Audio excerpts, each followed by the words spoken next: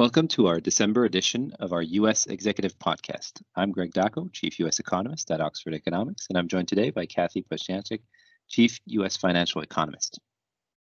Thank you, Greg. So it's that time of the year as we're winding down that we actually look ahead to the next year. And as we do that, what are some of the top themes we're thinking about in terms of the outlook for the U.S. economy? Well, we've just released our top themes notes, but one of the key element that is going to be key to focus on as we approach 2021 is really that question of how the health situation evolves.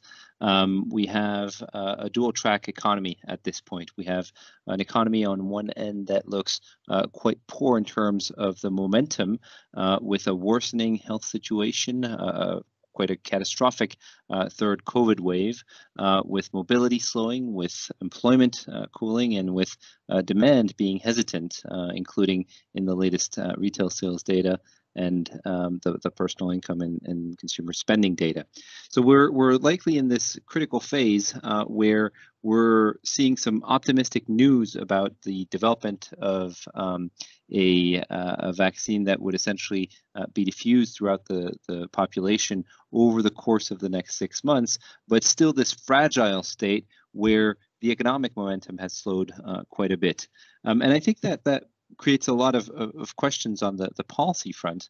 And it does also create a bit of a challenge for the Fed, because while we do, in terms of our in-house forecast, expect stronger growth in the middle of 2021 with a gradual release of pent-up demand when times are better and when the health of the economy is better, that does right now, the situation today is one that is delicate to navigate from the Fed. So what do we see as the key challenges, Kathy, for the Fed today and looking out to 2021, where we may have this acceleration in economic momentum and perhaps even firmer inflation? Yeah, so it is kind of a dual challenge for the Fed. For the meantime, they want to continue to support the economy and keep policy very accommodative. And we have to get through the next 4 to 5 months, as Chairman Powell has highlighted. Thereafter, in the middle of the year, as you said, economic activity, especially with the vaccines coming more broadly online, should pick up. And we also are likely to see a rise in inflation. And that's made easier in part because you have very easy comparisons the year before. I remember in March or the spring of last year, inflation collapsed. So that makes the year-on-year comparison quite easy to get above 2%. In fact, that's our forecast. So in a sense, the Fed's going to be tested, or their new flexible average inflation targeting framework, FATE, will be tested in the sense, can the Fed be as patient as they say they will be and keep rates near the effective lower bound, which according to their forecast is all the way through 2023. Our own forecasts don't see the Fed actually doing rate liftoff until mid 2024. Yeah. And one other thing to add, Greg, is that they've also given us very dovish guidance in terms of the quantitative easing asset purchases. They're going to maintain $120 billion per month, and that's likely, in our opinion, to last all the way through to 2023, where they start to taper a little bit before the rate liftoff. And I think also what's quite interesting is the interplay, as you said, that not only growth picking up, but we're going to have higher deficits and more treasury issuance. That could also start to put some upward pressure on long-term interest rates. But I think the real interesting part is what is the shift going on in fiscal policy? We just got obviously pretty sizable additional fiscal relief, but what else do we expect, or what do we expect from that?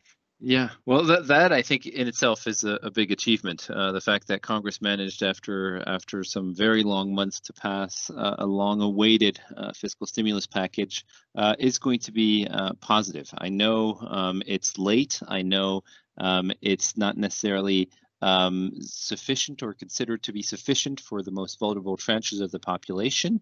And it does have a series of cliffs in the middle of March, but it's better than nothing. It will provide some significant fuel, I think, over the next few months, at least to offset some of the weakness that we're seeing today because of the health situation.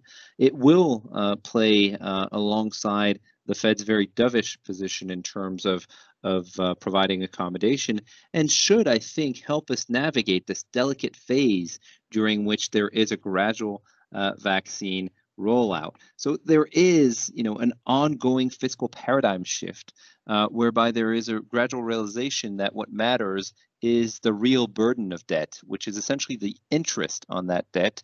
And in a low interest rate environment, it's very important.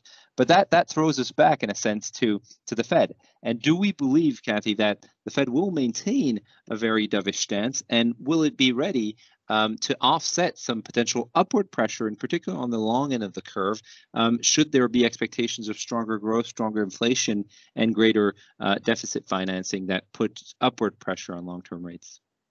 Yeah, well, they in a sense, maybe missed a great window of opportunity to maybe extend those asset purchases out along the yield curve and focus more on long-term rates, keeping a lid on yields. They decided for now that they felt their QE purchases were just about right. Instead, what they did was provide that long-term guidance, forward guidance. But it remains to be seen that, and it's still on the table. Chairman Powell said that they haven't taken off the idea of extending the maturity of the purchases out on the curve. And it remains to be seen, what do they tolerate? Is it, interest rates, a 10-year yield going to 1.5%? 1.6, or if they happen to spike 2%, would the Federal Reserve then say, okay, we need to shift our purchases towards the longer end of the curve? So that question still remains to be seen. I think our sense would be that they would tolerate a rise in yields and even inflation expectations as long as the economy was growing at a pretty good clip and we were recovering, right? But if you see the market expectations run ahead of the economy, and that could retard interest rate sensitive sectors such as housing and autos, then the Fed may feel compelled to act. And as we know, the markets have been running high on adrenaline. The equity market continues to rally to seemingly to new records on a weekly basis, and the expectations are high that we're going to get a real robust recovery, starting in the second half of next year, and that does raise the risk that we get an unwanted spike in long-term interest rates. So I think it's going to be a big test for the Fed and also for market participants next year. Yeah, certainly. I think we have and we will have our hands full in terms of coverage over the next few months. Certainly from a health, an economic, and a policy perspective, there are going to be plenty of challenges in 2021, and it promises to be a very interesting year. So thank you for your comments, Kathy, as always. And to our listeners, we'll tune back again with our January podcast in a month's time. Thank you very much, Kathy. Yeah, thank you, Greg, and happy holidays, everyone. Happy holidays.